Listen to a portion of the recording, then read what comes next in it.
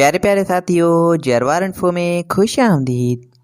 प्यारे साथियों, इस वीडियो में हम आपसे पूछेंगे इंतहाई दिलचस्प और मालूमाती सवालात और पहेलियाँ। जवाब देने के लिए आपके पास है 5 सेकंड का टाइम। तो चलें आज की इंटरेस्टिंग वीडियो शुरू करते हैं। वो कौन है जो रोशनी तो पैदा करता है मगर खुद अंधेरे में ही रहता है?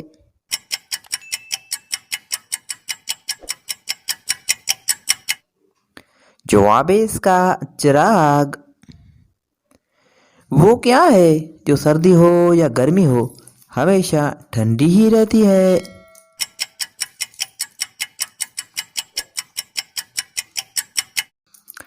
जवाब बर्फ।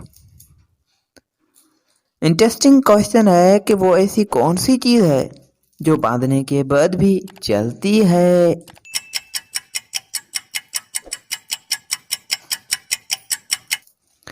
जवाब है इसका हाथ की घड़ी। वो कौन सी माँ है जो बच्चे के पैदाइश के फौरन बाद मर जाती है?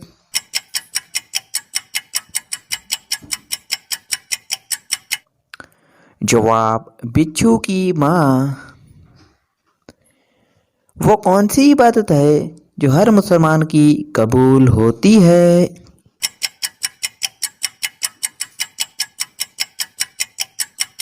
जवाब दुरूद शरीफ पढ़ना। वो कौन सा फल है जिसमें जहर भी होता है?